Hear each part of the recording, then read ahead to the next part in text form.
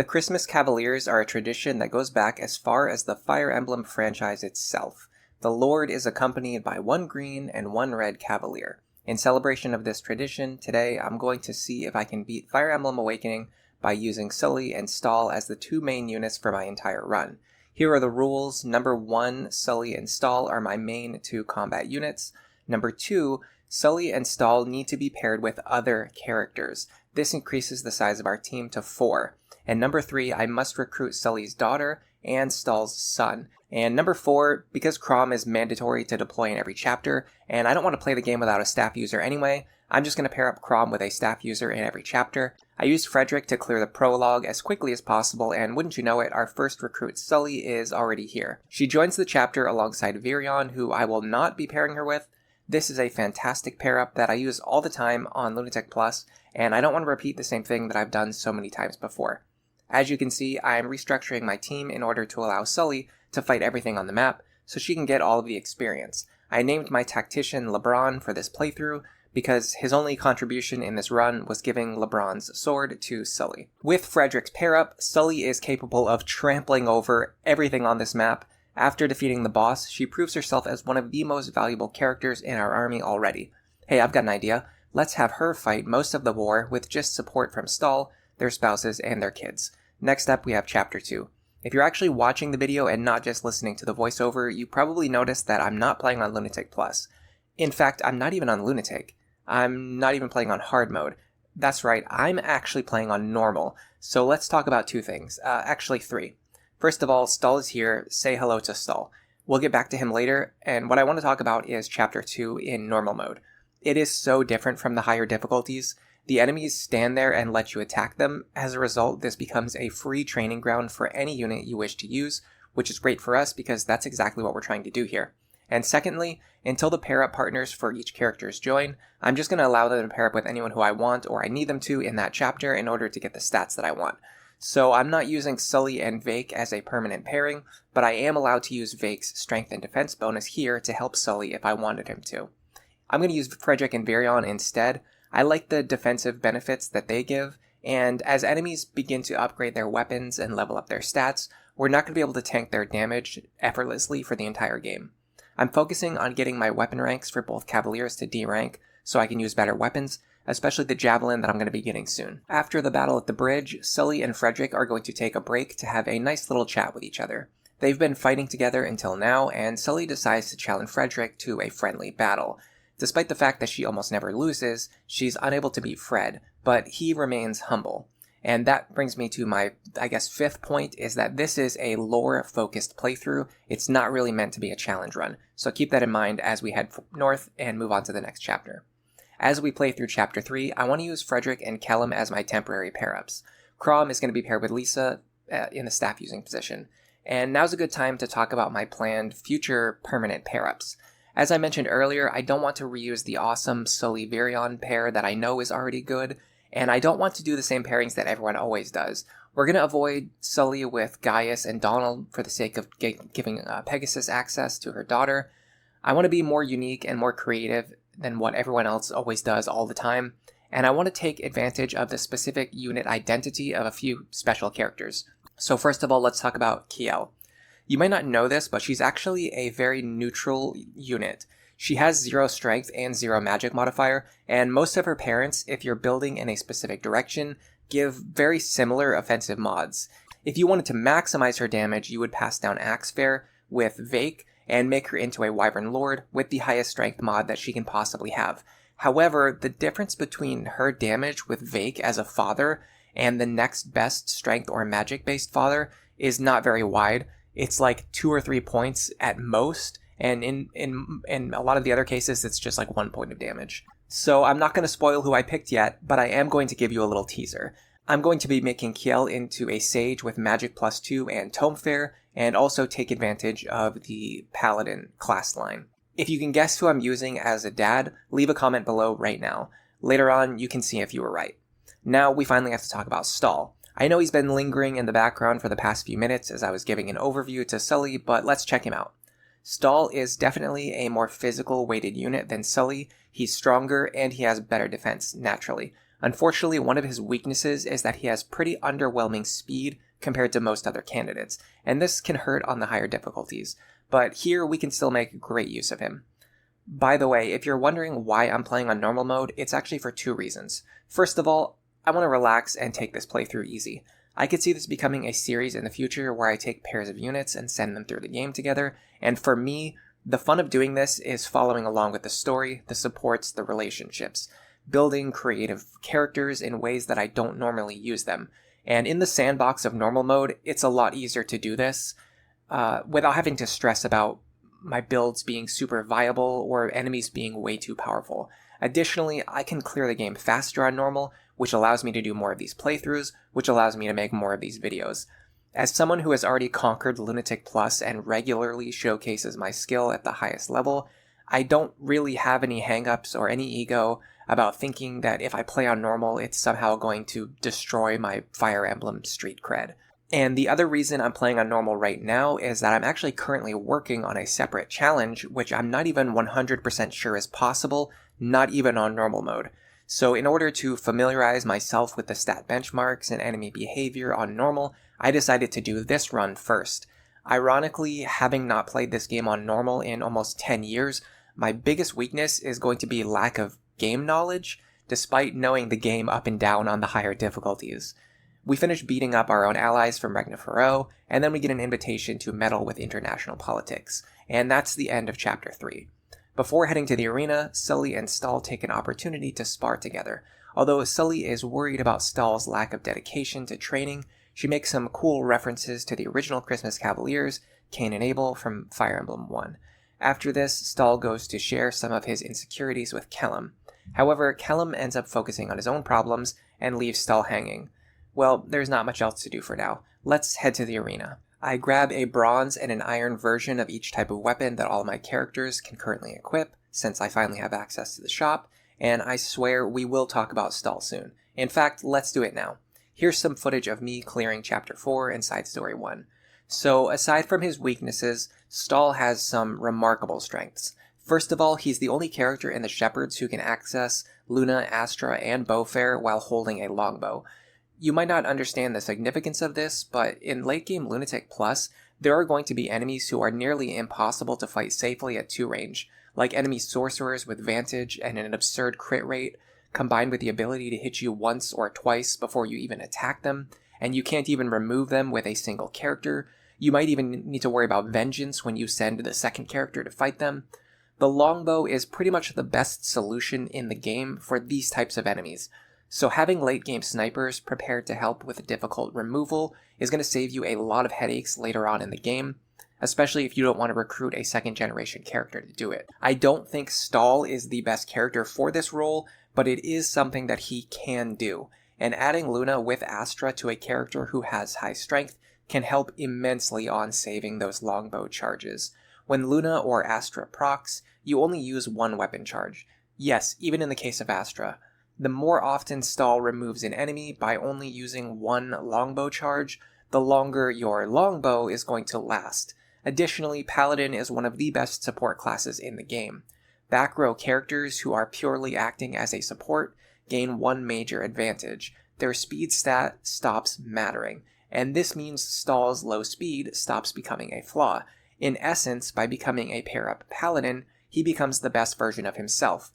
Sniper works if your partner doesn't want speed, and it even allows him to rotate into the lead for longbow utility, so you have at least 2 different options for really good long-term and endgame builds. I think in theory, Stahl is even actually the better support unit between the 2 Cavaliers, but in practice I still favor Sully, and it's mostly because there are a lot of male characters who want a physical female supporter, and only a few options to provide that support.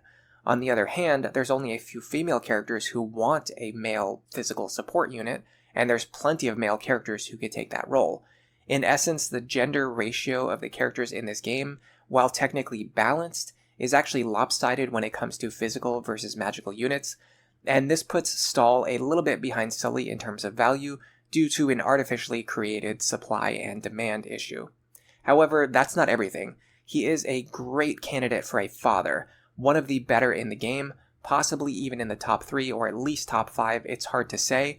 So even though he's not the best husband, he is one of the best fathers. And what I'm going to say is that today I want to highlight Stahl's capabilities as a lead unit. On normal mode, he's not going to struggle too much with his low speed, so it should be fine to run him as a legitimate, genuine frontline paladin. For his partner, I picked Cherche. I've never really seen this pair up before, probably because Stahl joins very early and Cherche joins very late. We're going to have to wait a little while to see if love can bloom on the battlefield for Stahl, but in the meantime, he can still fight together with his bros, and of course that does include Sully. After rescuing Donny Boy's village, we stop to have a few more conversations. Frederick is worried about Sully's performance in the last battle, although I don't see why he would be, since she almost single-handedly carried our force to victory. Still, it seems that by losing to him in a sparring match, it has affected her mental state. Is it possible that she can become even stronger if she's able to overcome these issues? Is there a way that she can take her mind off of Frederick? Meanwhile, Stahl and Kjelle continue to sort of bond. It feels like these two are always incapable of being on the same wavelength, often talking about different things or ignoring what the other one is actually saying. Still, a lot of us probably have friends like that, and Stahl believes that by staying near Kjelle and studying him, he can become stronger. It looks like Sully and Stahl both have ideas about how to improve even further. Let's see if these two brave Cavaliers are able to continue growing throughout the game. Next up, we found out that the Plegians are causing problems on the border of our country and head right over there to deal with it. This looks like another job for Sully and Stahl. Also, this is the chapter where Rickon is going to join our team. And yes, if you guessed it earlier, I am going to be pairing Rickon together with Sully. This not only gives Kjelle her best possible magic modifier, access to Magic +2 and Tome Fair and the Sage class, but we're also going to take advantage of Rickon's unique identity. You see, despite starting as a mage, he has a lot of physical class options available to him and pretty decent physical stats. This means that if we can train him to level 10, he can switch over to a physical class to be a better support unit for Sully, despite the fact that his daughter is still going to inherit all of his magic-using tendencies, and not really lose out on that part of his build. I don't know, I thought the idea was really fun, and I don't see people run this kind of pairing very often, so let's see how it works out. I should be able to get away with just about anything here. Also, I have to say that this chapter feels so much easier when you don't have to defend against ambush reinforcements who act on the same turn that they spawn.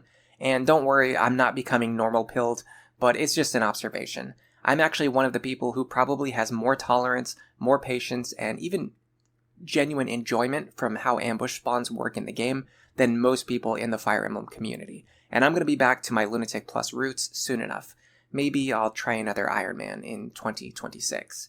What I will say is that if you haven't noticed it yet, enemy damage output is finally starting to catch up with the rest of my team, even on normal mode. I have to be especially careful with the enemy Dark Mages. Stahl ends up being a great solution to this problem. With his ability to hit the mages hard enough with a single attack, he can defeat them before they have a chance to counterattack, or heal with Nosferatu. I give him my best weapons, the Killing Edge and the Killer Lance, for this reason. These C-rank weapons hit almost as hard as silver weapons. Even though they're more expensive per charge, they're a lot easier to access. As soon as I get access to silver weapons, I'm going to switch over to those. Crits are very useful on higher difficulty, but they aren't very much needed here on normal mode. Rickon is able to do plenty of fighting safely here, and yes, I am allowed to use the partner characters to fight if that wasn't clear in the rules earlier, especially when I'm trying to train them. However, I'm not going to allow myself to do something like having Rickon become a dedicated lead unit, with Sully always standing behind him for the entire game. That would defeat the purpose. I just need to make sure that he doesn't fall behind in levels. I need to make sure that he completes his build too. And I'm even going to give him the boss kill. Rickon is much better on normal mode, but I guess that applies to everyone. Rickon and Sully don't have a fast support with each other, so they were not able to form a C-support bond yet. However, we're in luck. This poor village over here is under attack by bandits, and this presents a great opportunity to both train Rickon while building his support with Sully. I was extremely surprised at how much pressure they put on the village to the north, even in normal mode. I thought I'd be able to take it easy, take my time, and go up there slowly, but without a flyer to zoom across the map at the maximum possible movement speed every turn, it felt nearly impossible to rescue this village at least without Anna's help. However, if you think I'm going to just let it get destroyed, you don't know me very well. I used some fun rescue staff tech, which involves passing Rickon over to Maribel to boost her range just enough so that she can rescue him while standing north of a forest tile. and the rescue staff prefers to never drop a unit onto a forest, if possible, so instead, Stahl gets pushed to a tile to the north, which gives him 2 additional tiles of movement off of this one rescue, in addition to the extra tile of movement I got from the Rickon pair-up, and this allows him to run just far enough to protect the village. The boss of this chapter is still a promoted berserker, even on normal mode, but he was weak enough in this mode that Rickon could fight him safely with just 1 vulnerary. I did give the kill to Sully, and then by having Stahl take out an enemy archer, this left behind only melee enemies who were forced to enemy phase sweep themselves on my Cavaliers. After the battle, Sully goes to visit Rickon and finds that he's brewing a type of medicine, a special type of medicine, to help him grow quickly and become stronger, like physically stronger, physically bigger. It seems like Sully and Stahl aren't the only ones worried about becoming stronger. The scene has a nice, light, comedic tone, and Sully helps convince Rickon that he's fine the way that he is, and he's going to keep progressing and growing at a natural rate instead of relying on this shady medicine. However, if the C support is already this good, I'm excited to see where it goes from here. Anna showed up with a Master Seal, and I'm not sure if I'm going to need it or not, but I have plenty of gold, so I decide to buy it now rather than waiting and not having it later. Sully and Stahl are already both level 15, so we're going to be promoting or class changing pretty soon. In any case, there's an assassination plot brewing against Emerin, and it'll be up to Sully and Stahl to rescue her. One of the main reasons why I did Side Story 2 before this chapter was so I could buy more javelins, and then I immediately forgot to buy them before going into this chapter, so that wasn't a great start. Determined to win even under these conditions with my supplies dwindling, I thought it might be fun to send Sully to one side of the map and Stahl to the other, and this sort of worked out, but then I also sent the wrong Cavalier in the wrong direction, and I had to have them jumping back and forth. Still, the amount of pressure in this chapter isn't too underwhelming with all of the green and even blue units that get dumped onto the map in the middle of the battle. Marth is able to take plenty of hits, and with a good strategy, you can protect Emerin very easily here. By removing the enemy thieves, there's actually no way for the enemy force to open the door, and at that point, only the dark mages pose a serious threat. By taking them out with one-range weapons, this forces the one-ranged attackers to run into the Cavaliers and fight them head-on. It's the same strategy we used in the previous chapter. Also, now that Gaius has joined, I realize that I have to figure out what I'm going to do about chests. If you don't know, this game does not give you anywhere near the number of keys that you need to open all of the chests throughout the game. For that reason, I'm probably just going to allow myself to field Gaius or Anna whenever I need to do it. This is very similar to people allowing HM users in Pokemon challenge runs. As long as they don't participate in battle, it's totally fine. By the way, I forgot to mention it earlier, but I replaced Lisa with Maribel. It makes very little difference, but at least she has a horse, which is mildly useful. Rickon is able to trade attacks with Validar and chip his health down low enough, and this allows Stahl to run in and get the kill. Anna shows up with a second seal this time, and again, I'm not sure that I'm going to need it, but this one's on sale, so it's a better value than buying one at full price later, so it's an even better move. And this time I make sure to buy the javelins so I don't forget. Finally, the Stahl and Kjelle arc concludes, as Stahl has learned from Kjelle how to master his fears and be confident on the battlefield by completely missing or ignoring everything that Kjelle was trying to tell him, and still seeming to miss the point even in their final conversation. Oh, this guy might be a little bit hopeless, but maybe the love of a good wyvern-riding woman will change him. And look, the Plegians are attacking again. Let's head over to the Wyvern Canyon and deal with things there. I use an opening formation that allows Rickon to assist the party with Elwind dual strikes, and it goes surprisingly well. And Maribel can heal him right back up. I gave the Silver Lance and an Alms Blade that I picked up to Stahl to increase his damage even further and take advantage of his naturally higher strength. Sully was given the Killing Edge and Killer Lance. With her higher speed and skill, she's going to have more chances to crit and a higher crit chance. Although, to be honest, looking at their stats, my Sully is kind of blessed here. Her strength is very high already. Still, the difference between the Rickon and Kjelle pair-up means that Stahl is going to be my best damage dealer right now. At one point, I accidentally left Cordelia in range of an enemy, but to be honest, this hurt me more than it helped me, so I'm not going to invalidate the entire run because of one small mistake. I've been playing under Iron Man restrictions so far, and I would rather keep the spirit of no resetting intact until I absolutely have to reset, rather than allowing myself to never use any other combats in any turn ever, especially when I can't control if enemies are going to run up and attack them. With that, a very quick battle is finished, and we add Cordelia to our ever-growing list of bench units. Although I do want to have a flyer before Chapter 9, it is not going to be her. In fact, if you know the class sets of these characters, you already know who the flying unit is going to be. After the battle, Sully and Rickon have an interesting conversation. Apparently Rickon found a potion that can transform Sully into a man, and he assumes that this is something that she wants. I can honestly say I have never seen this conversation before. Sully thinks that she's fine the way that she is now. Although society tends to look down on her for being a woman, the problem isn't with her, the problem is with society. She's not going to change herself to fit in with their ideals. It would be better to change the world and prevent that kind of discrimination, which I think is a great message. On the other hand, Rickon says that if he could be anyone other than himself, he would rather change, which is really sad. If only he knew that he had the dormant potential to become a paladin, a great knight, or even a sniper. After that little chat, I'm going to take some time to steal all of the items from my bench units that I forgot to steal from them earlier, and next up, since I do really want to have a flyer, and level 18 is a great level to use a second seal, I'm going to change Sully from her default class into a Wyvern Rider. This is something that a lot of people like to do, and it's one of the reasons why Sully is among the best targets for your early second seal. Having an extra flyer is great, and in fact, in my case, this is the only way I'm going to have a flying unit anytime soon. Aside from that, Wyvern is a fantastic class line. Strength +2 is one of the very few damage stacking skills in this game, and both the Wyvern Lord and Griffin Lord have good combat stats, they have flying utility, and they have a solid assortment of skills. The only downside is that we lose access to Sully's A-rank lances and swords. In fact, with E-rank axes, she can't hold any of the items that I currently have in my convoy. I decided to buy a bronze axe for her and forge it to the maximum amount of might.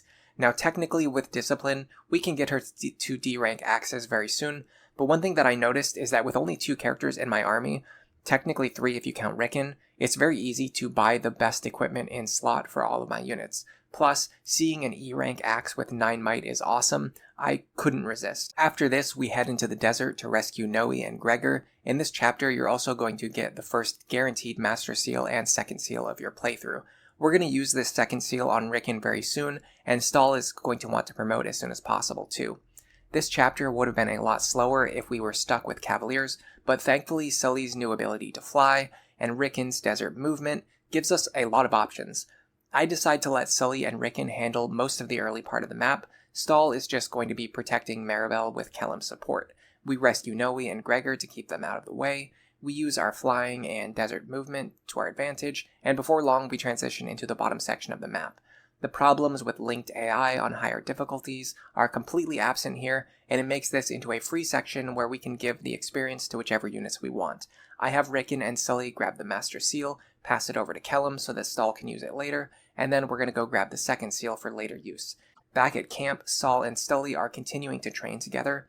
Sully believes that she has identified the biggest weakness of Stahl, his mentality. If he can change his mentality and gain confidence, this should allow him to become more of a force on the battlefield. He's already bigger than her, he's already stronger than her, he's a better rider, but she wins against him consistently, and we have to resolve this training arc in the future and his character development. But right now, it looks like Emerin has been kidnapped by the Plegian King, and so we're off to battle again.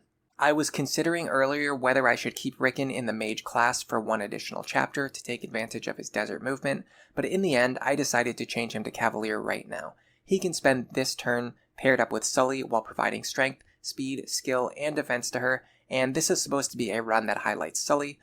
Oh, and thanks to the power of discipline, Sully already has the ability to use the iron axe and hand axes.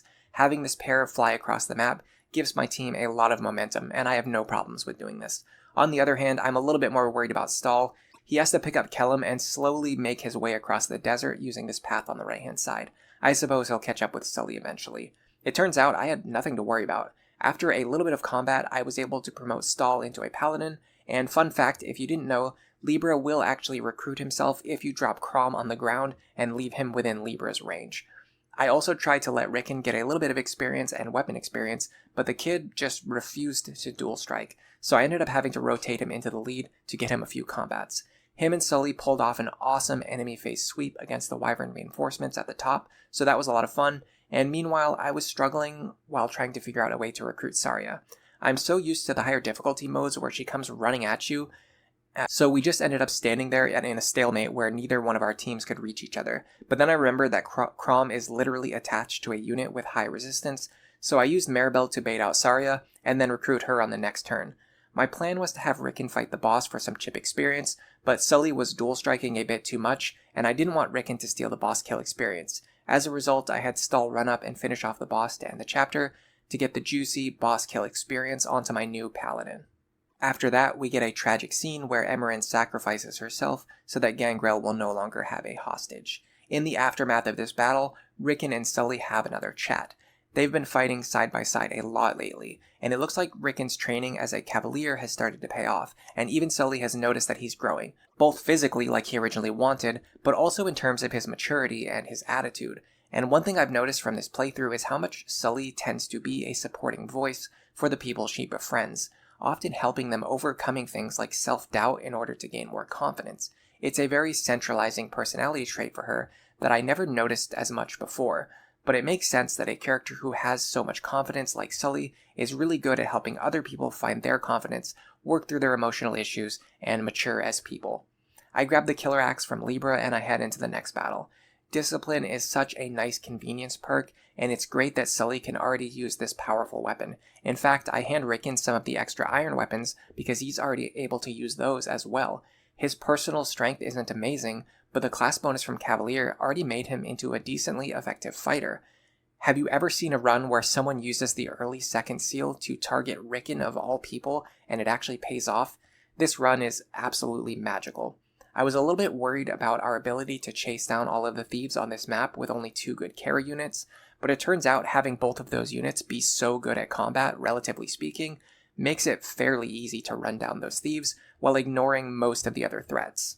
The prevalence of 2-range weapons and my careless mistake to not equip javelins onto Stahl gets me stuck in this spot for a turn, but it wasn't difficult to have Sully fly across the map and pick off everything else that needed to be removed. In the end, I decided to hang around for a few extra turns and get experience from the reinforcements. I'm able to have Rickon get another level, get to D rank in lances. I'd really like for him to promote to Paladin as soon as possible. Speaking of Paladin, Stahl is going to get Defender very soon. It's basically all stats +1, which is a great skill to have. It's a budget version of the all stats +2 from the DLC skill. I do sometimes wish that Stahl could have an axe equipped, but I think the benefits of Paladin are worth the trade-off, and I don't want to go into Grey Knight yet. They're both solid classes anyway, so you can't really go wrong here. On the other hand, although Sully has reached level 10, I don't feel the need to promote her into a Wyvern Lord just yet. Her combat is already good enough, so the extra stats from promotion don't help us in a measurable way. And since we already did use a second skill earlier, her internal level is a little higher than it should normally be. As a result, it's a good idea to get as many of these free levels in Wyvern Rider as we can before her experience growth starts to slow down. If you didn't know, the displayed level when you use a Master Seal is not added to your internal level. This means that promoting at level 10 or level 20 has the same impact on your long-term experience gain. As a result, I would rather get a lot of levels onto Sully right now quickly while her experience gain is still fast, since I'm not going to pay for that in the long run anyway. In any case, we take a break to devise our battle plan against the Mad King Gangrel, and then proceed into the next chapter. I will be bringing Gaius for his Lock Touch utility, as my rules do allow for this. At this point, I'm excited to see if Callum is going to reach level 10 from dual striking alone. He's actually getting shockingly close, and by mere coincidence, the cutoff point for him is going to be chapter 12. This is also a very significant point when you're routing out any higher optimization runs, especially on higher difficulty modes. In essence, I didn't intend for this to happen, but this playthrough ended up being a great test for whether or not a unit can reach level 10 reasonably on dual strikes alone. It really looks like we're going to make it. If not, you could have the unit rotate into the lead in this chapter to pick up some stray experience at the very end, which I have done with Rickon on a previous playthrough. I noticed there is a lot less experience to go around on normal mode due to having so many fewer enemies. On the other hand, we only need to train 3 units for now, so there's a lot of experience to go around. You can get the treasure from this chest on the left side by waiting for the thief to open it and then defeating him. Stahl and Sully absolutely dominated Gangrel's forces as expected, and I'm even able to let Rickon get plenty of experience here. In the end, Rickon lands an epic dual strike critical hit to finish off Gangrel.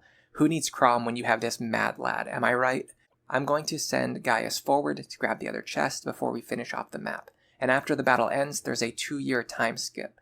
Now, I fully expected Chrom to end up marrying the random village maiden, but apparently that didn't happen. I think Chrom and Sumia must have had one conversation in the barracks at some point, and that caused him to automatically marry Sumia. Wow. So if you're going for a maiden playthrough, you actually need to avoid using the barracks, or at least be ready to reset to avoid Chrom talking to any potential marriage candidates. I guess that's a neat piece of trivia to keep in mind for the future. After a nice 2-year time skip, Stahl and Maribel have a conversation together for the first time ever, despite her joining the team all the way back in Chapter 5. Apparently she's having some very interesting dreams about Chrom, who literally just got married, which is fairly scandalous. Anyway, because of her fatigue and other health problems, Stahl recommends her some medication and she goes back to sleep. On the other hand, we had another big development during this 2-year time skip. It looks like Rickon and Sully finally got married as well. The S-rank support conversation for this pairing was more simple and straightforward than I expected, but if you've played enough modern Fire Emblem, you start to notice this trend. There are good C to A rank support conversations here or there, but the romantic support conversations can sometimes feel a little bit rushed, or in this case, a little bit too basic. But Sully says that she now views Rickon as a man she can trust and rely on. It will be very important to make sure that he gets Defender soon. We're going to talk about Defender in more detail a little bit later. I've been collecting a bunch of items in my convoy, so I decide to go ahead and sell all of them all at once. Somehow I end up with over 21,000 gold before doing a little bit of restocking. I could forge some more weapons, but at this point it doesn't feel like we need to yet. With Stahl's awesome strength, he's still able to take on enemies with just an iron sword and a javelin. We'll have to see if that holds up in the coming chapters, but for now, let's investigate what's going on with this invasion force from Valm. Chapter 12 is typically one of the biggest nightmare chapters on Lunatic Plus, but for our purposes, something way more significant is about to happen. As the newlywed Rickon and Sully are fighting together, Stahl is finally going to meet someone new, someone interesting, and someone who is about to join our main team. This is Cherche, and I could go on at length about all of her great qualities, both as a character and as a unit. Kjelle only managed to reach level 7 before the end of the early game training arc, and while we're already halfway through the game, Cherche is about to join our team as an already leveled and fully trained unit. It's very difficult to train a lot of units early on in Awakening, so having a character join almost halfway through the game with zero investment is great for almost any kind of challenge or optimized run. The exact level that she joins at gives a lot of flexibility with her build. On higher difficulties, she gets lunatic mode bonuses. These are similar to the hard mode bonuses that characters get in FE6, bonuses that make characters like Rutger so incredible in his game. She even comes with a master seal that she can use to promote right away. For our purposes, we're going to leave her as a basic wyvern for a little bit longer, and between the hammer and the hand axe, it's looking like Cherche is going to be taking the lead position for this map, so she can get a little bit more training. Rickon has become such a tank that I can even have him fight in the lead. This kid really earned his master seal. I'm going to use my paladins to deal with the enemy archer groups, and then head to the enemy ships to take out their leader. The commander, unfortunately, isn't as patient as I expected, and he starts attacking me while I'm trying to heal up my units and check on the shiny tiles. Still, it's amazing how much easier the enemy phase sweeps are when you don't need to worry about counter.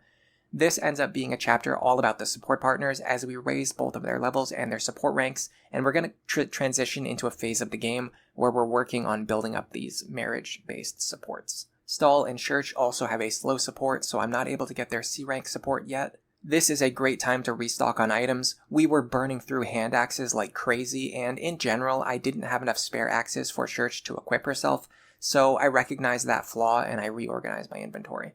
After that, I noticed that Sully was starting to cap some of her stats in Wyvern Rider, so I went ahead and promoted her. Wyvern Lord is a fantastic class. It's going to give her higher caps, higher stats, better combat, provide a ton of value in the short term and the long term.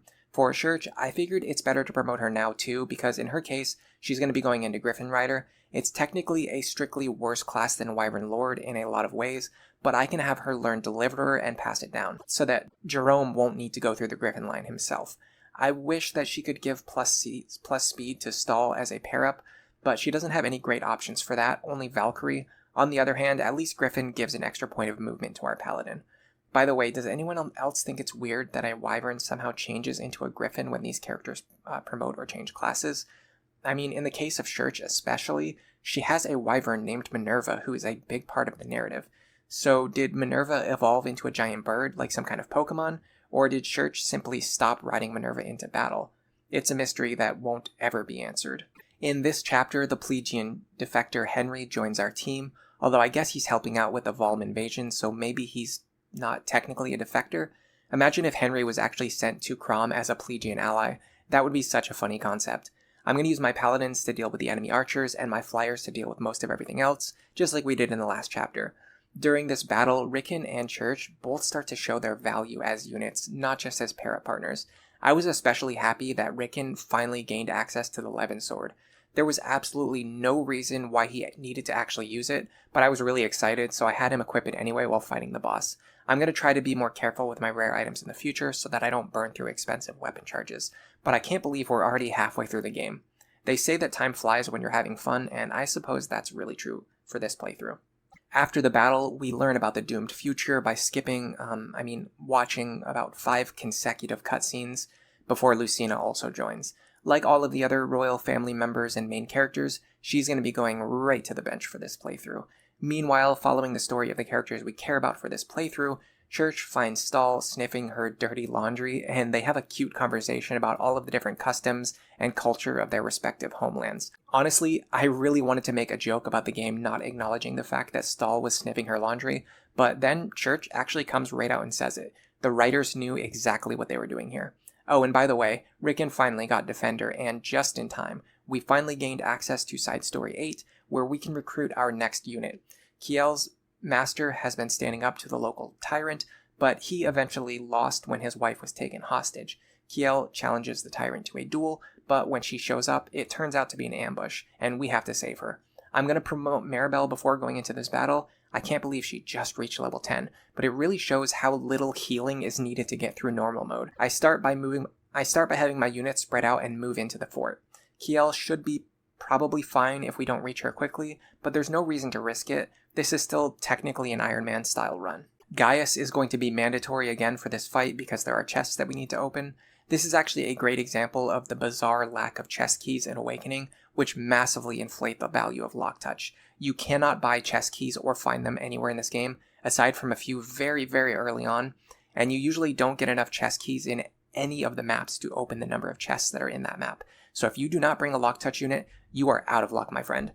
This was the first map in the game that provided a serious challenge for me. I could not easily one-round most of the enemies on this map, and they could deal genuine damage to my units. I even got forced all the way back to the entrance of the fort, and I had to fight from this position while worrying about the enemy archers and the enemy mages all over the battlefield. If you're curious, I decided to pass down Discipline and Defender to Kjelle. You see, people often think of Defender as being a skill for physical units because you get it from the physical Paladin class, but the truth is that +1 to all stats is pretty much useful for every character. The +1 strength might not help Kjelle after we switch her over to the mage line, but it's no different from the +1 magic that's not helping a physical unit. And yes, on that note, the whole plan here is to switch Kjelle into a mage. It's a funny idea that I had, and honestly, given that Rickon was able to become a respectable paladin, I have no doubts that I can easily make Kjelle into a respectable sage. After the class change, she has 12 strength and 11 magic, so this is a not very great sign of things to come. She does instantly learn magic +2 to help with that, but even with magic +2, I still needed a Maribel pair-up just to chip the boss for a measly 2 damage at a time. Still, her magic growth should be solid with Rickon as a father. Indeed, she actually got +1 magic on every single level up during this battle, and before long she was doubling the boss and hitting much harder. Leave a like if you have never seen Mage Kjelle before. In the end, Kjelle defeats the villain and rescues the wife of her former master. The next section has some very questionable writing. I don't really want to call it out, but I also can't let this go. Kjelle is looking for her mother by using the ring that she was given as a keepsake. When Sully recognizes the ring, she reveals that she's actually Kjelle's mother. And then Kjelle reveals that Sully recognizes her and she looks exactly like she did when she knew her in the future. So if she looks exactly the same, why did Kjelle need to use the ring? Surely she would have immediately recognized her own mother, who looks exactly the same as she did when she remembered her. In any case, after the battle, it's revealed that Kjelle had made breakfast for the whole camp, which caused Rickon to become violently ill, and many other people as well. It seems he won't be sparring together with his daughter anytime soon, not in this condition. So instead, she goes to get some training from her mother. When Sully becomes curious about the fact that her future self never taught Kjelle how to ride a horse, Apparently, the issue is that Kjelle completely lacked any talent for riding, and Sully gave up on her. The present-day Sully promises to teach her to ride and not give up on her, but unless I send her into Dark Knight, that's probably not actually going to happen. Next up, we'll be sending our forces across the sea to deal with the Valm army directly. On the way there, our boat gets attacked. We're very lucky because we have a lot of flying units that we can use to our advantage. Also, Gaius is coming along again. I could go out of my way to recruit Anna, but I'm having too much fun playing through the main game, and I didn't want to take any detours quite yet. Maybe I'll think about adding Anna and some of the other paralog content to the game on future runs, or later in this run depending on what I need. Anyway, we managed to get a few more levels onto Kjelle during this battle by fighting alongside her father mostly. Having a mage as an enemy phase sweeper is kind of funny. Not a sorcerer, not even a sage, just a regular mage with a casual 20-something defense and over 40 HP. This map was all about training Kjelle, and she even manages to reach level 10 and get her Master Seal. But just like with her mother, I'm not going to use it right away. It seems like her combat is already good enough, and I'd rather have her gain a lot of levels right now so she can get a lot of stats while she can still do it quickly as a base unit, and keep her internal level at 0. As the relationship between Stahl and Cherche continues to grow deeper, she'll encounter him performing chores around the camp pretty regularly, and it seems like he's always volunteering, he's always doing extra work, and she wants to help out too. Stahl suggests that they go out and collect some firewood together, but Cherche reveals that back in her home country, in her village, this is actually an innuendo for a romantic interest or a romantic outing. Stahl gets pretty flustered due to the misunderstanding, but Cherche takes it in stride and she agrees to go with him anyway. I think this falls into a rare category of a romantic support, where the characters start actively flirting and showing at least a little bit of interest in each other as early as the B support. We have to see how things develop from here, but this is a cute relationship so far. And now we finally arrived in Valm, and our first task is to rescue the head of the Resistance faction, or I guess the sister of the former head of the Resistance faction. What is Sayri anyway? I don't know. Having a mage who just casually tanks all attacks for 0 damage will never stop being hilarious to me.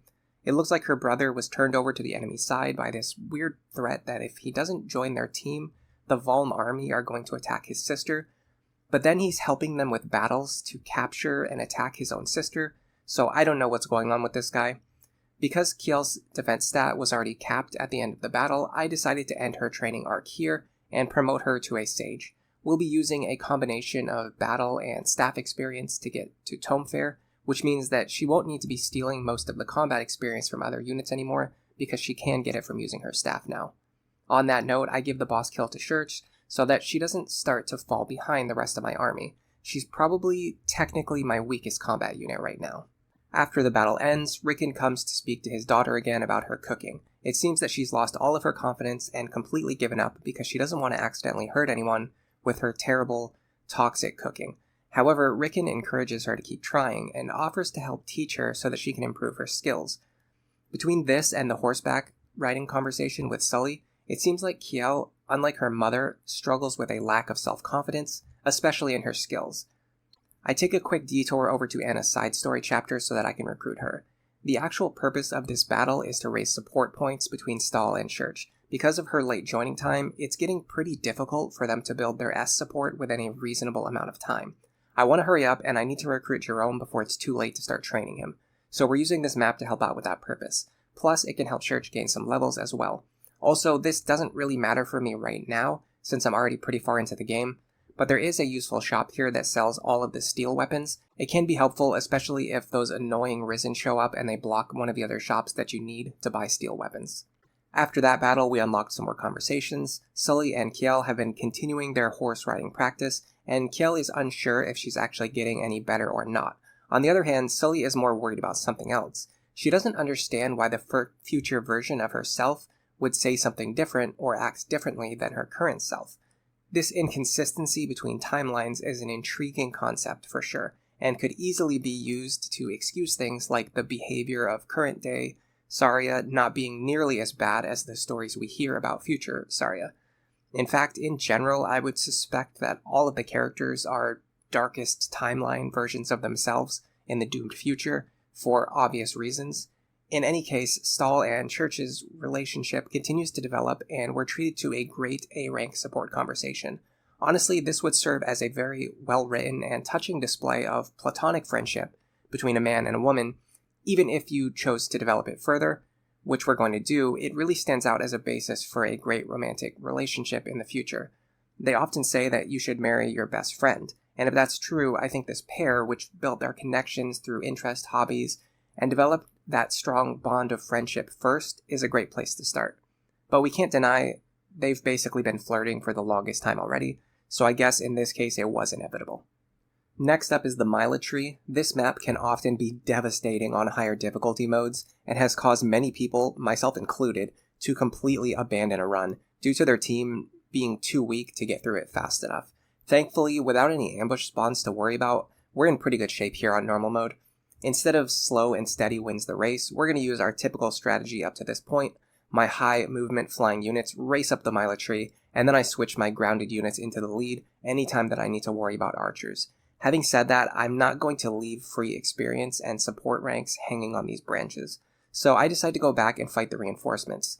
The addition of Kjelle brings several valuable points to the army. She's not weak against arrows, or any effective weapons for that matter. She's not even bothered by the weapon triangle due to how tomes work in this game. With her super high defense and good resistance, this allows her to easily enemy phase sweep through entire groups. It would be even better if she had access to Sorcerer, but this is more than good enough for what we need, and her damage stack is higher than it would be with, I think, any of the Sorcerer Fathers. In the end, I give the boss kill to Cherche again, if only for the sake of experience distribution. And with this, we're already on chapter 17. I will be sending Anna and Gaius into battle here. I'm going to stop saying that at a certain point, you guys understand.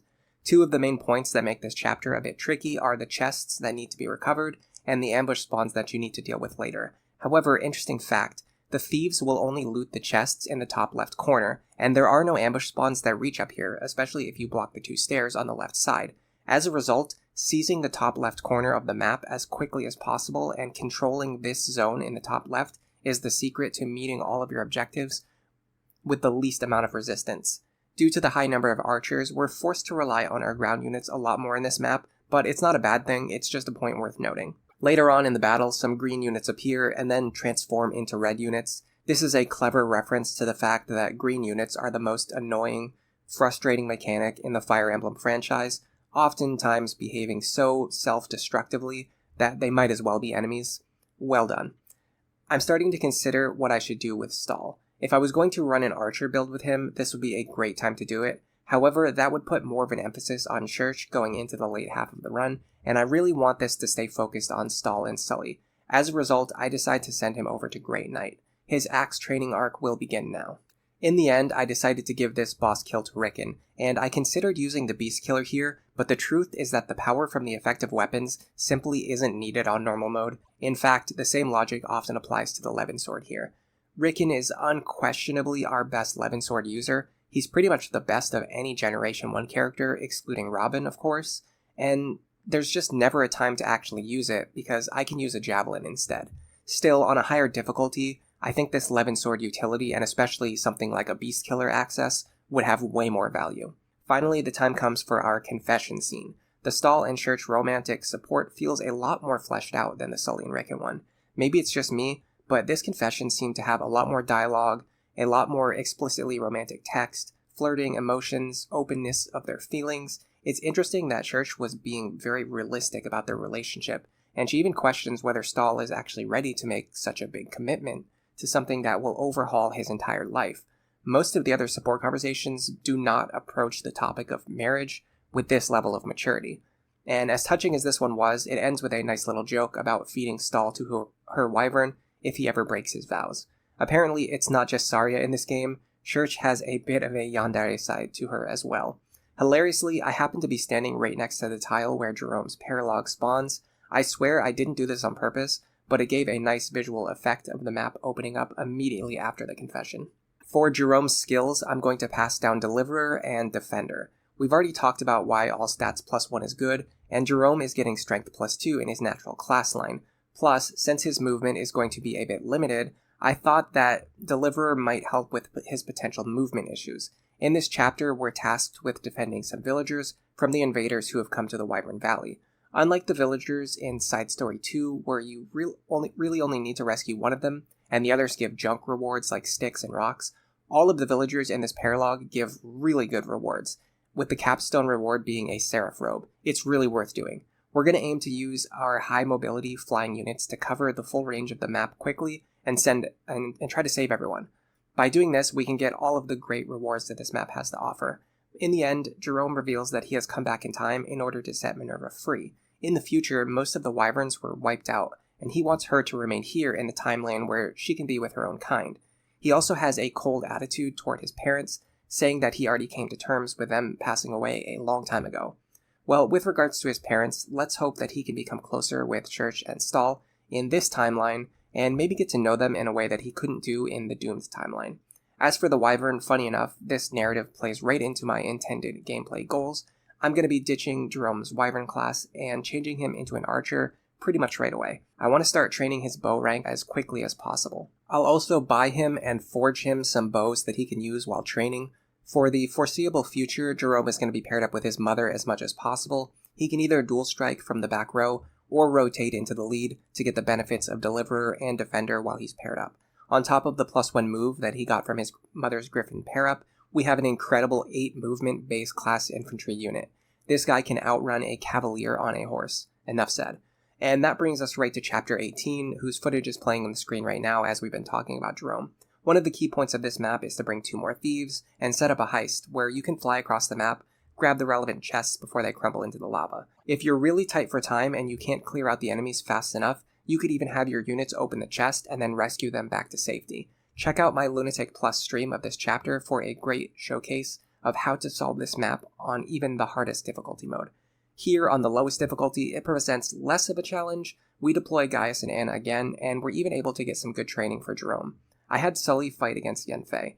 It's been a while since she got a nice clean boss kill, and in classic Rickon fashion, he lands a stylish dual strike to finish off the Swordmaster. After the battle, Anna's shop was kind enough to sell me 2 brave weapons, which I stockpiled for later use. I have a ton of money and items in the convoy to sell, so it's no problem at all. Back at camp, Stahl and Sully have been amping up their training routine. They acknowledge that Stahl was able to change his mentality and truly become strong, even reaching the level where he can keep up with her in training. In a rare moment of vulnerability, Sully opens up to Stahl and confides in him, revealing some of her insecurities as well. It's a nice capstone moment for these 2 friends who've been fighting together since Chapter 2. After that, I check in on Kjelle. Sully reveals that it was her maternal instincts that likely caused problems in the future timeline, and although they have started to change her way of thinking now as well, now that she has a daughter, she's not going to go back on her promise to train Kjelle. In fact, in the future, she was likely worried about whether or not she'd be able to protect Kjelle on the battlefield. Due to her own aging, they wouldn't be able to fight together forever. But in this timeline, because her and her daughter are close to the same age, Sully feels that she can fight with her and watch over her back.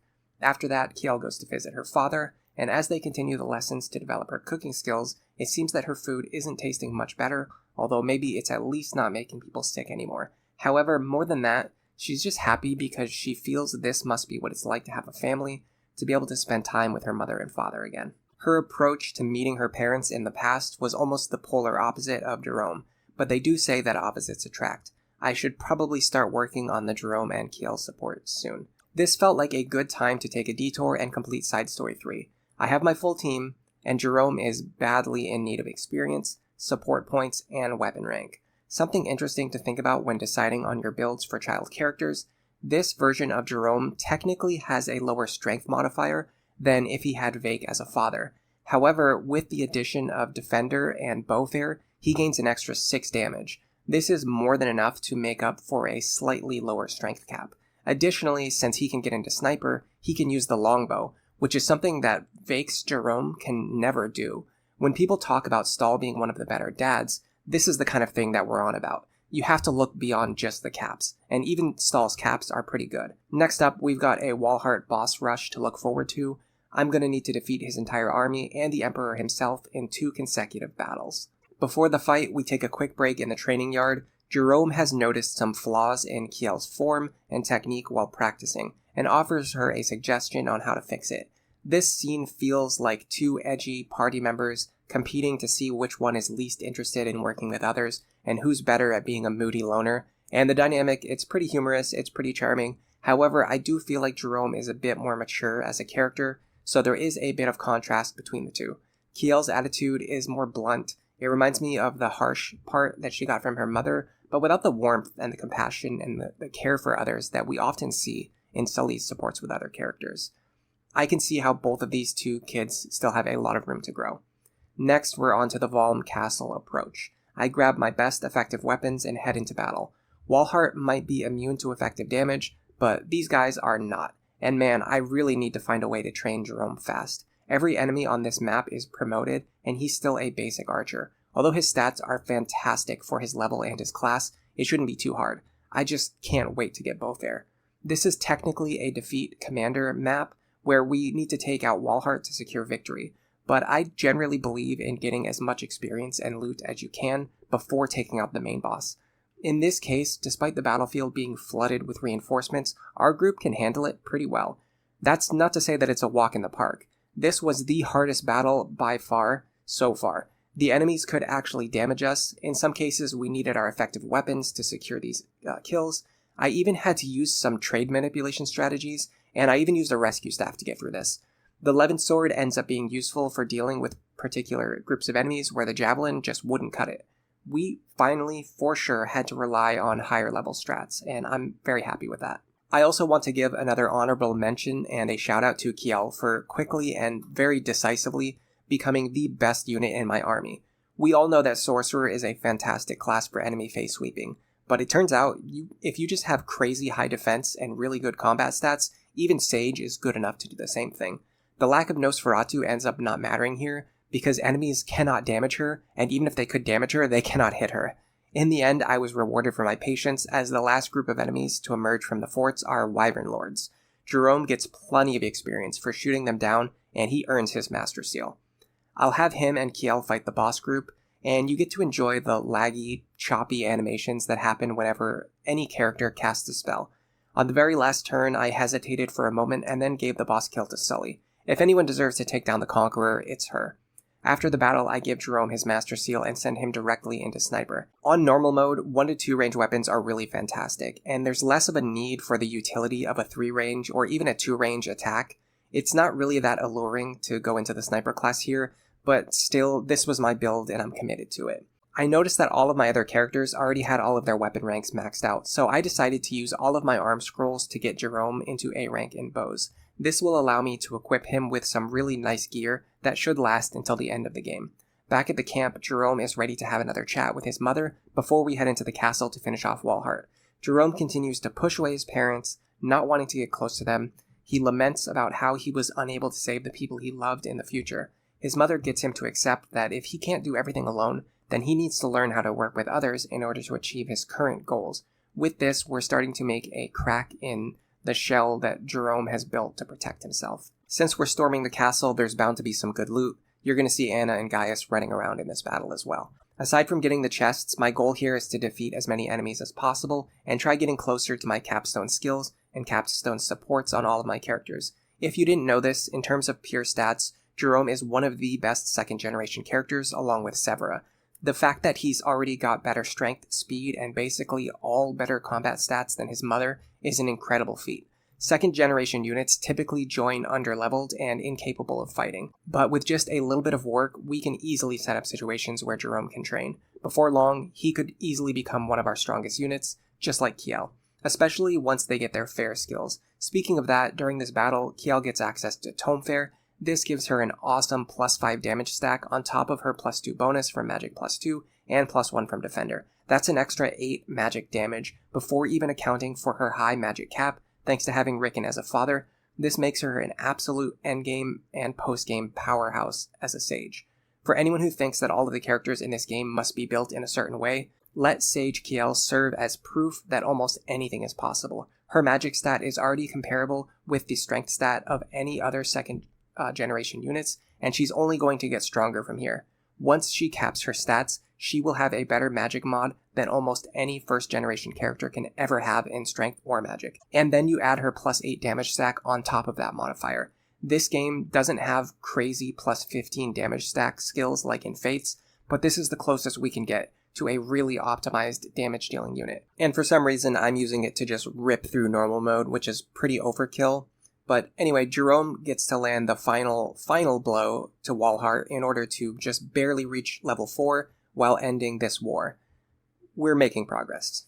We skip a few cutscenes with Sayri, who is inexplicably the protagonist for about a third of the game, but also gets no supports outside of Robin and some very tertiary characters, and then it's back to camp to check on Kjelle's training. Gerome shows up again to offer her advice, but this time she reveals some of her own insecurities, feeling like Gerome is looking down on her for being a woman, and overall reading way more into his statements than what he's actually saying to her. As someone who can be very literal at times, I absolutely identify with Gerome here. You have no idea how many times in my life someone has melted down and started getting angry at me for saying things to them, which I believe to be completely innocuous. It's something I had to work on a lot as I was transitioning from becoming a jerk as a teenager into a little bit more of a mature adult. And even now, I still don't think I'm the best at communicating, even after working so hard at it for my entire life. Good job, Fire Emblem. You made me become attached to a character after reading like 6 lines of dialogue from them. There's no reason for Sully or Rickon to change into an alternate class at this point, but with Cherche, since she's got Swordbreaker already, it's actually a good idea to send her back over to Wyvern Lord. At this point, the main thing she stands to gain is access to lances, better combat stats, and a few new skills, so Minerva is back in action. With the Valm arc over, we're heading into the endgame, and some of these late game maps are barely even maps, so we are truly in the home stretch. The biggest hurdle now is going to be making sure Gerome gets all of his supports before we reach the end. Due to his extremely late join time, the requirements are not going to be easy. We get our first reset of the run, unfortunately, as I figure out that, guess what? Gaius, who has not gained a single level during the entire game, cannot take a Mire Tome to the face. I have to use a Seraph Robe, an HP tonic, and a Res tonic in order to fix that, but it's really annoying to leave the map, go back, buy all these tonics, skip all of the cutscenes again, and then also reset all of my characters' positions on the map. This is my punishment for being so careless. Still, this is a great example of the actual best way to use stat boosters in Fire Emblem. Rather than blindly dropping them onto units just to watch the numbers go up, you can use them selectively to patch up a weakness that makes an otherwise impossible strategy into a possible strategy, like bringing Gaius on this map and him not instantly dying. If I had to do all of this looting with just Anna, I would have a much harder time. The second attempt goes much better. I'm able to get the classic husband and wife pairings from the first generation fighting together for the first time in a while for an entire battle, and Gerome and Kjelle start to synergize more and more on the battlefield. With the use of walls, it's very easy to set up situations where enemies are forced to attack Gerome at 2 range, and there's even a fun formation you can do with pairings like this. I have Kjelle stand in the front, blocking the way to Gerome with a 1 to 2 range weapon equipped. The sniper, in this case Gerome, stands behind her. Now enemies are forced to attack Gerome at 2 range because the space in front of him is blocked and they can't reach him, while on the other hand, Kjelle can still fight anything that wants to attack her at 1 range or 2 range. It's a great way to set up an enemy phase sweep with a sniper on lunatic mode, or any lower difficulty. The time pressure on this map isn't as bad as it would be on higher difficulties, but I still had a bit of a challenge getting every chest. I needed to use some serious rescue chaining strategies, and I didn't want to accidentally kill the boss before grabbing the last chest either. Once I got it, I set up an enemy phase combat where Gerome could take him out while fighting side by side with his father. Back at the camp, Stahl goes to visit Gerome and tease him a little bit more about his habit of speaking in baby talk whenever he's talking to his wyvern. I guess this gap between the cool, dark side and the cute side of Gerome is a little bit interesting, although I probably would prefer a more serious support conversation. Let's see if I can dig up anything better once we unlock the A support. He effectively has 4 conversations left, and that's about how many maps we have left in the game. Speaking of that, the next map is one of those free late game maps that I mentioned. It barely even counts as a chapter. The basic idea is that you have a few powerful warriors who are wielding legendary weapons. Instead of fighting a huge army of scrubs, you fight a smaller group who is close to your own power level and close to the size of your own army.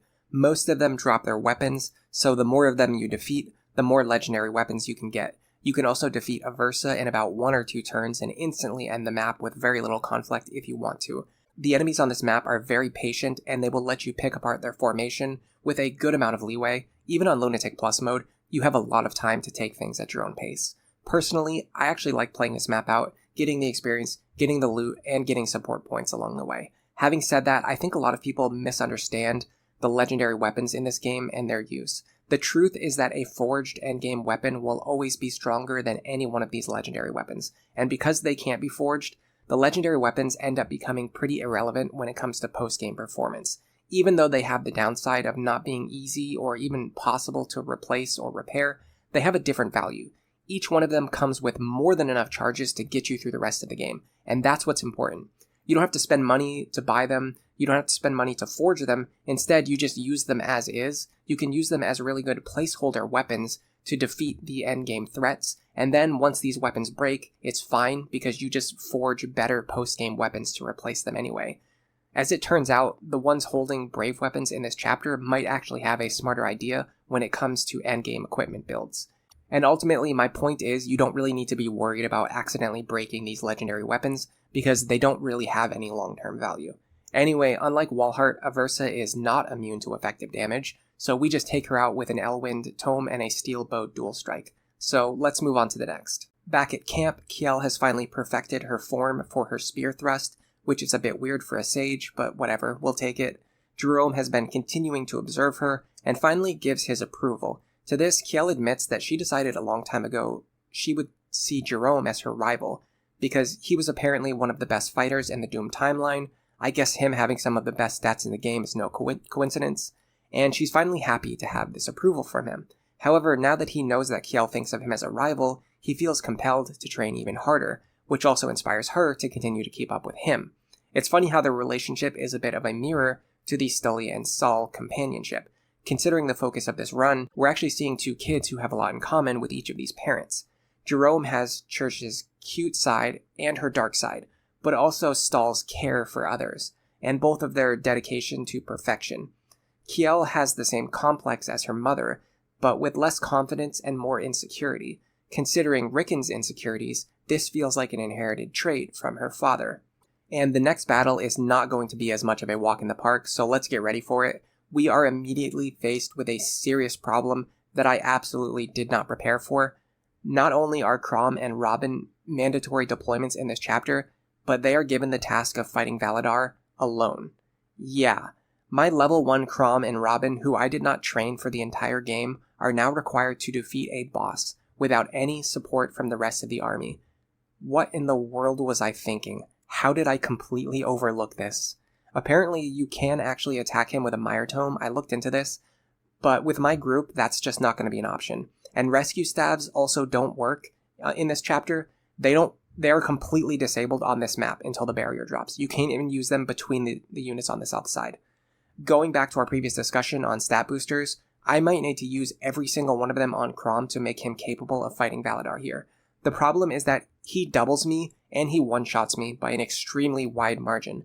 I can only deal 4 damage to him with a glass sword. He has 40 HP. I'm not even sure if using all of the stat boosters would even work. I could go to the DLC gate and give Chrom a little bit of experience from grinding, but I'd like to avoid that if possible. If anyone has suggestions for how to handle this situation in future runs without modding or changing the game in any way, feel free to offer suggestions in the comments. Right now I don't have any great ideas, so I start by exploring my first instinct and I give Chrom every single stat booster and tonic that I can, as well as the glass sword and a max forged bronze sword. Even with these considerations, Chrom still needs 5 turns to kill Validar, and he can barely survive 1 attack. I think if I stand here and spam elixirs, I might be able to win, but I am going to run out of glass sword charges, so it will actually take more than 5 turns, and I have to dodge a 2% crit chance every single turn. I really regret wasting those arm scrolls. A max forged B rank weapon would have been so much better here. The strategy does seem to be working, but after the glass sword breaks, I am chipping him for pathetic damage. This is going to take a while. If I'm going to do another run like this in the future, I need a better plan, or I need some good suggestions in the comments for how I can handle the nature of this chapter. This worked, but it wasn't great. In the meantime, I realized that since this is going to take a while anyway, I back off and I also use the goddess icon on Chrom to remove the 2% crit chance. I do not want to start this entire chapter over again. It's already making me pretty tilted. The Chrom problem got me so distracted I could barely even focus on what was going on the bottom half of the map, and I was playing very poorly. It really would have been nice if Basilia would show up earlier and actually help us fight, or at least provide rally strength to make this go faster. In the end, I clean up the bottom of the map and I finish off Validar too. I'm honestly surprised that worked, but I guess that was the best possible use that I could have gotten out of the stat boosters in this run. Even then, that was only possible because of the max forged bronze sword that I made at the start of the run, which was still sitting in my convoy, and the max stock of elixirs. For the arms thrift truthers, I have to apologize again, but this is what real awakening looks like. You absolutely do not need arms thrift to stop your max forged weapons from breaking, because they will genuinely last you from the very beginning of the game to the very end of the game, even without arms thrift. If you don't believe me, here's a look at my convoy. All of my forged weapons are still in there. Oh, and also the silver lance that I got at the very start of the game with Frederick for free, yeah, I still have that too. I let Gerome take down Validar with a stylish crit. After that, Grima awakens, and we transition into the very last stretch of battles before we complete the run. Before going to deal with Grima, let's take a little detour. I have noticed that Gerome is not going to hit all of his support goals by the end of the run at this pace, and he still hasn't unlocked Bowfair, but I have a remedy for that. You see, when Chrom got married to Sumia instead of the village maiden, this created a special opportunity for me. Now I can access the Cynthia Paralog. I'm not going to use her, but there's nothing stopping me from visiting this battleground in order to farm the last few support points that I need, while also training to get Bowfair. Speaking of bows, my Sully is so hyper-trained that she can easily enemy phase a bunch of snipers despite being in a flying class. They actually deal reasonable damage, but they have a 0% chance to hit her. This is peak dodge tanking, my friends. Aside from that, I just have Gerome pair up with each of his intended support partners and fight together a few times each to make sure he's getting support points. Oh, also, I could have gotten another arm scroll here if I did this chapter first, so maybe I should keep that in mind for future runs, especially if I want to grab this one to give to Chrom. I know the boss of this map will actually run away if you let him, so I have Gerome run over, finish him off, and then rescue Gerome back to safety. And yeah, if you didn't know about that, that is a thing. He will run away. After some very normal mode enemy face sweeps, Gerome is only one step away from getting Bowfair. All of my other character builds are complete, and Gerome has unlocked one additional support conversation. This time the tables have turned on Gerome, and Kjelle is now the one spying on him during his training. She finds that his technique and skill are just as flawless as always, and realizes that it's going to be hard for her to ever catch up to him. However, Gerome says that he is happy to be in this position of strength, because he wants to protect her and he wants to be her champion. Kjelle would rather they start training together and aim to become strong together, so that's what they decide to do. After 4 support conversations, they finally figured out that you can just train together instead of training separately and spying on each other. All joking aside, it's very fun to see these support conversations, which are meant to be explicitly romantic. Kjelle and Gerome are even marked as husband and wife now on the stat screen, but it doesn't involve the exchanging of rings that we see in the first generation characters. Honestly, doing things this way actually gives the scene a lot of room to breathe. You have more text to address the emotional and romantic values of each character, how they interact, giving callbacks to the previous discussions, and you don't need to dedicate any room in the script to just talking about exchanging these rings with each other. Before approaching the penultimate battle, we take a detour up to Mount Prism to take care of a massive invasion of Risen. It feels like this is one of the capstone moments in the story for the Risen, with them showing up as a big threat in force to try and attempt to stop us in our final preparations to bring down Grima. Still, I always thought it was funny that this battle just randomly takes place in the middle of the woods, out in the middle of nowhere. This is a route map, not a defeat boss map, so we have plenty of enemies and plenty of chances to gain experience and to work on our last few support ranks. As we approach the endgame, I want to make an interesting observation about the nature of this run and this file that I've set up. All of the postgame and the DLC content in this game can be accessed from normal mode, and for the most part, aside from a few small changes, it's the same as it would be on a completed Lunatic file. The fact that I have 2 optimized, completed Generation 2 units, and none of my other pairings have been touched or interfered with too much is very convenient. The way I played through this run was probably one of the fastest and most efficient ways to set up an endgame file for postgame grinding, DLC, and the other content with the least amount of time and effort if that's what you want to do. If you're interested in playing postgame Awakening content, I honestly think that running a very focused build on just a few characters and just making sure to optimize those Generation 2 builds along the way is a great way to set things up, similar to what I did here. I think it's a very valid way to play the game. Having said that, make sure you do a better job of your planning with Chrom, not just because he's required to fight in certain battles, as we saw, but also because you don't want to accidentally mess up Lucina's build in the long term, and whoever the other child happens to be. In this case, I got Cynthia, so it wasn't a huge deal, but if I messed up Inigo's build in the long term, or if Chrom accidentally did marry the maiden, you would be stuck with some serious Generation 2 team building problems, and that would make the file feel a lot less complete. Anyway, Gerome picks up his third boss kill in a row, and we head back to the camp. After the battle, Rickon goes to visit Cherche. He wants to pet Minerva, even though he's scared of her wyvern. He considers himself to be good with animals, and he thinks he could master his fears anyway. He even thinks that he has the potential to be a great wyvern rider, although Cherche seems to know the same truth that we do. If you look at his class set, it is in fact impossible for Rickon to become a wyvern rider. When Cherche goes to visit her son after this, it seems that Gerome has opened up to more than just training with Kjelle. He's also regularly training with his mother and spending time with her too. In fact, he's also opening up about his past, his memories, and the experiences that he's been through. In the Doom timeline, Stahl and Cherche wandered the lands protecting the small folk, but this is a really good example of how too much charity or too much goodness can actually be a bad thing, or at least a double-edged sword. Gerome was left behind at home. He had to endure life growing up without any parents. Even as his parents were gone, they were being honored as heroes. They eventually fell in battle and just left him by himself. Cherche promises that this is not going to happen again, and in this timeline they're going to stay together no matter what. In fact, Gerome finally admits that he's committed to a new goal, protecting this timeline so that he can be together with his new family. Remember that at the start of this arc, he said that he had no desire to become closer to these people, and he didn't even consider them to be his real mother and father. It shows real growth and real change that he has now come around to viewing them as his real parents, and wanting to fight to stay together with them. We'll see if he can mend his relationship with Stahl, too, and just in time because we've only got one more chapter left to build supports.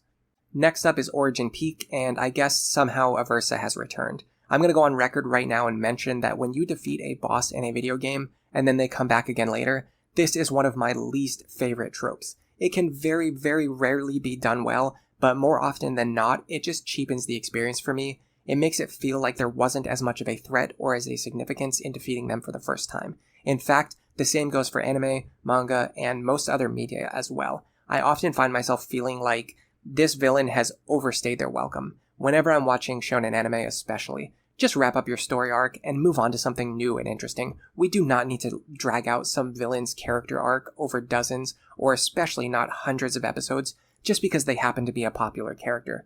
Okay, I know that was a bit of an unrelated tangent, but hey, if you're watching this deep into the video, you're a real fan. So let's finish up with Origin Peak and our last battle against Aversa. While I let the gameplay footage play in the background, I'm going to take a minute to review our final builds. I'm only going to talk about the meaningful skills that I have equipped on each character. Mentioning every skill would be pointless, because some of them barely do anything. But first, I want to give an honorable mention to Discipline. Most of the characters in my army use Discipline at some point during the run, and while it did eventually get replaced with more permanent skills later on, you cannot discount the value I got from maximizing my weapon ranks so quickly. In fact, if you look at Cherche and Gerome by comparison, the two characters who did not have Discipline, you can really see the difference. Gerome needed to use a bunch of arm scrolls to get his bow rank up to speed very quickly, and Cherche's lance rank is still barely sitting at D. Sully has Strength +2, Outdoor Fighter, Tantivy, Quick Burn, and Swordbreaker. This is the standard Wyvern plus Cavalier evasion kit. It's very solid. You get a bit of extra damage on there as well. Although in Sully's case, Strength +2 is barely enough to offset her innate -1 strength modifier. She also hasn't capped any stats yet, despite being at the end of the game, as a main focused unit. Sully's growths are very average across the board with no standouts, so I guess that's to be expected. Stahl ended up with an even more incomplete build, and almost all of his stats are lower. I almost couldn't even mention any of his skills as being worth talking about, aside from Defender, which is at least solid to have. Still, I think his kit really demonstrates the difference between Generation 1 and Generation 2 units. It is so much easier to make a complete Generation 2 build, and it's funny that a small part of Stahl's DNA went into making that come true for Gerome, and yet you can see how much Stahl himself is lacking. Stahl has a +2 strength modifier, and if we count Defender, that gives him a +3 damage stack compared to a neutral character. Now for a point of comparison, let's look at how absolutely cracked Gerome is. Gerome is actually running a complete build with 5 skills: Strength +2, Bowfair, Defender, Deliverer, and Skill +2 for a little bit of extra crit rate and movement on top of the flat damage stack that we're about to discuss. His skills give him an extra +8 damage, and on top of that, he has an absurd plus 6 strength modifier. This puts him at plus 14 damage compared to a neutral character. Remember, Stahl is supposed to be the strength-focused Cavalier, and his damage is plus 3. Gerome is plus 14. For people who don't yet fully understand just how important your stat modifiers are, as well as getting access to fair skills, this should really help illustrate the point. And you might say that Jerome's endgame potential and his endgame mods don't matter compared to his stats that he has right now. And that would be true, except he already completely stands above every character in my army when it comes to his modified strength value, accounting for these skills. He deals more damage with a steel bow than Stahl can deal with a silver sword. Next up, let's talk about the spouses. Cherche ended up with strength plus 2, Deliverer, and Lancebreaker. Nothing terrible, but nothing special either. Out of my purely physical units, she was one of the least impressive, but she wasn't the focus of this run, so that's totally fine. Rickon is still running Magic plus 2, which really shows how incomplete Generation 1 builds can really be. Even after he reclassed through multiple lines, he never found another skill to replace his default Magic plus 2, or even Focus from the Mage line, although I would probably keep Focus anyway. Defender is probably one of the most noteworthy skills that he picked up, and that was really just to pass down to Kjelle. On that note, finally, we can talk about Kjelle, the counterpoint to my Gerome build. This is another highly optimized unit. We already talked about her at length earlier, but I once again want to stress that these Generation 2 units are not just very powerful, but they're also extremely flexible. With Magic plus 2, Defender, and Tome Fair, she has the same plus 8 damage stack that Gerome has with her favorite weapon. Her innate magic cap of plus 2 is unfortunately not nearly as impressive, but I did already mention earlier that Gerome is an absolute freak, with some of the best stats in the game. The truth is that even with Vake as a father, Kjelle would still only have a plus 3 strength mod. So the issue here isn't that Kjelle can't be a magical unit, it's just that in general, no one's offensive stats are going to look as good as Jerome's. Even still, having said that, this puts her at a plus 10 damage stack compared to a neutral character without any mods or skills. And this plus 10 is way closer to Jerome's plus 14, and far and away better than Stahl's plus 3. In fact, despite Kjelle being an innately offensively weak character, with her mom having a -1 mod, her final mod is barely any worse than Jerome's. Remember that we're not actually comparing 14 damage against 10 damage. It's more like Gerome is dealing 60 damage and Kjelle is dealing 56 damage. That's only about 7% less damage overall. Is Gerome more optimal? Sure, but even this Sage version of Kjelle is within the top tier of what a optimized unit build can possibly look like. Even without Gale Force, these two kids are monsters, and remember that to get Gale Force onto them, we would need to give up some of this damage, and giving up damage makes Gale Force less likely to activate, so there is always a balancing act that you have to do. Anyway, I've rambled on for long enough. Aversa once again failed to bring any protection against effective weapons, and you know what that means. This is Kjelle's last real chance to shine, so I decide to give her the boss kill with a high-ranking Wind Tome. This makes up for Gerome stealing the last few boss kills, but don't worry, the Gerome and Kjelle show is about to end. Here, at the end of everything, before the final battle, Stahl goes to have a conversation with his son. On the one hand, I don't think Gerome shows quite the same level of development or emotional vulnerability when he's speaking with Stahl here. I almost wish I had viewed the conversations in the reverse order, because the Cherche one feels like the real conclusion to Jerome's character arc. Having said that, Stahl does get to hear Gerome call him father at least one time, so that was a nice touching moment. Now this run started with Sully and Stahl, transitioned into recruiting their spouses, developing those relationships. Then as the kids joined the team, we focused on training those kids as well. However, for the last battle, I am going to get back to basics. This is a Christmas Cavalier run, first and foremost, and this is about Stahl and Sully.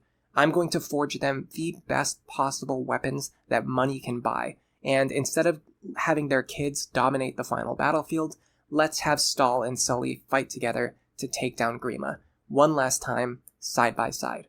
I start by pairing up Rickon with Sully and Cherche with Stahl. These are going to be my lead units for the final battle. Although the enemy starts so far away that we have to spend an entire turn just getting over there to them, on the next turn, Grima summons an overwhelming amount of reinforcements. Classic Fire Emblem final chapter, where they want you to boss skip instead of actually playing through the game, because it would be almost impossible to survive on this map.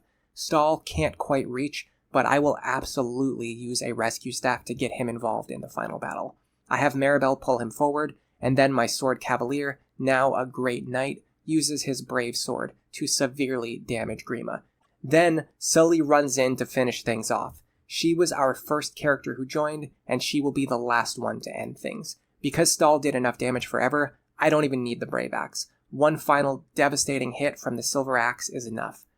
Who needs an Exalted Falchion or a legendary weapon when you have max forged brave weapons? Looking back over the record of our campaign, I just want to say that I had a lot of fun with this run. I had a blast playing this game in this way, even on such a low difficulty setting, and it was an awesome video to work on as well. I would absolutely love to make more videos like this in the future. The sandbox of normal mode makes it possible to play around a lot and explore the mechanics of the game without too much pressure, and it even gave me some ideas for things that I could try on higher difficulty modes too. It really improved my opinion of the Generation 2 units if built properly. If you like this video, please let me know in the comments below, because I would be extremely interested in making more from this series if people want to see more. You can also leave a like if you have nothing to say. That still helps me understand what people enjoy and want to see more of. Having said all of that, let's check out our character-specific endings. Stahl continues his service as an Elysian Knight and leads crucial missions across the realms. Him and Cherche end up living a long and happy life, and he retires while enjoying her fantastic cooking. Rickon eventually matures from his childish behavior and tendencies, and he continues his studies. Sully was a very strict wife, but as a result, the two of them are able to thrive and grow together over time. Gerome and Kjelle are married after the war and settle near Wyvern Valley. Kjelle turns this into the ultimate training ground, where the two are going to continue to hone their skills so that Gerome can continue to be her champion and Kjelle can continue to be a worthy rival. If you have any suggestions for the next run, like maybe a Chrom and Vake rivals run or something along those lines, feel free to drop them in the comments below. But for now, enjoy the rest of your day.